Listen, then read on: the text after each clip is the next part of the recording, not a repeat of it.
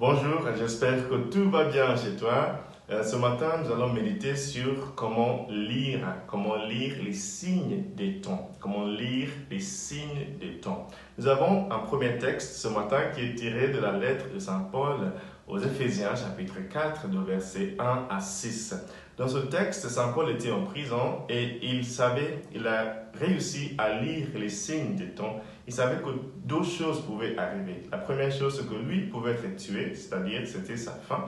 La deuxième chose, c'est que l'église qu'il a fondée en Éphèse allait se diviser en plusieurs morceaux. Donc il lit correctement les signes des temps et il interprète ça pour son église à travers cette lettre en leur disant, regardez les signes de division parmi vous et attention, je vous envoie aussi trois choses que vous pouvez mettre en place pour avoir de l'unité parmi vous. Et les trois choses que Saint Paul les propose ce matin, c'est d'abord l'humilité. Un groupe où des membres ne pratiquent pas l'humilité ne peut pas tenir.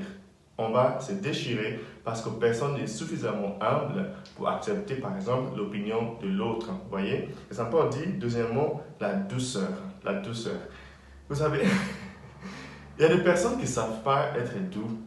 Ils ne savent pas du tout ce que c'est la douceur. Quand ils rentrent dans une réunion ou dans une chambre, tout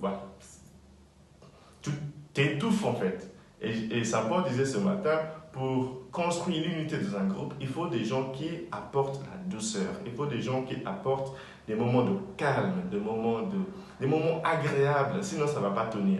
Et une troisième chose que Saint Paul a dit, il dit, supportez-vous les uns les autres. Parce qu'on le sait, il n'y a personne qui est parfaite.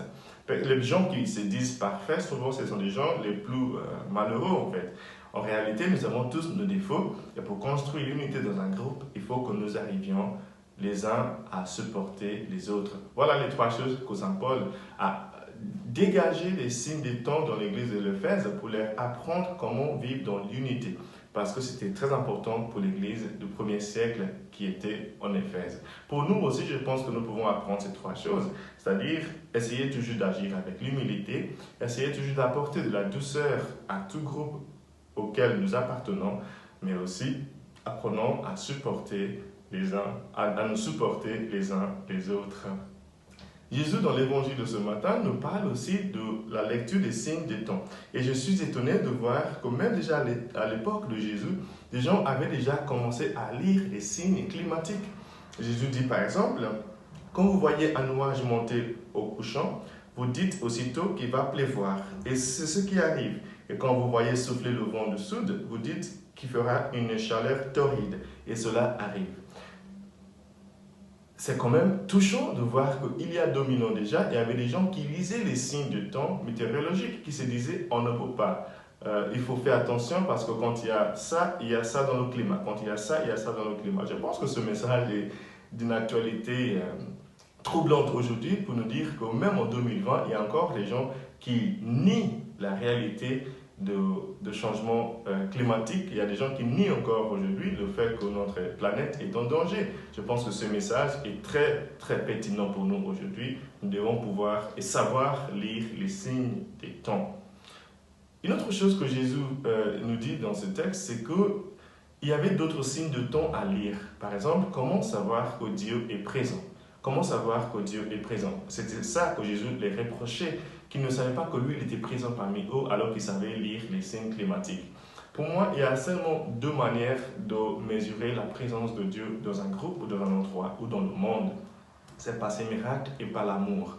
Par les miracles, parce que par ces miracles, Dieu arrive à suspendre les lois de la nature pour intervenir ponctuellement. Les miracles ne sont pas des choses qui se réalisent tous les jours ou toutes les semaines. Les miracles, ce sont des signes exceptionnels de la présence de Dieu. Donc il ne faut pas vivre en s'attendant aux miracles tous les jours. Déjà, le fait de vivre, c'est un miracle dans le sens ordinaire, mais dans le sens extraordinaire, Dieu fait des miracles vraiment exceptionnellement et pour nous montrer des choses que nous sommes capables de faire. La deuxième chose, et ça, nous en sommes tous capables, qui montre que Dieu est parmi nous, c'est l'amour. L'amour, c'est le signe définitif de la présence de Dieu en nous et dans le monde. Et c'est très simple.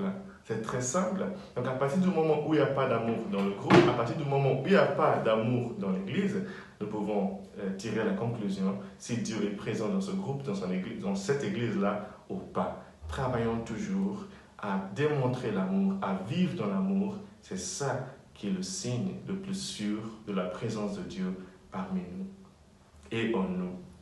Que Dieu te bénisse aujourd'hui, le Père, le Fils et le Saint-Esprit. Amen.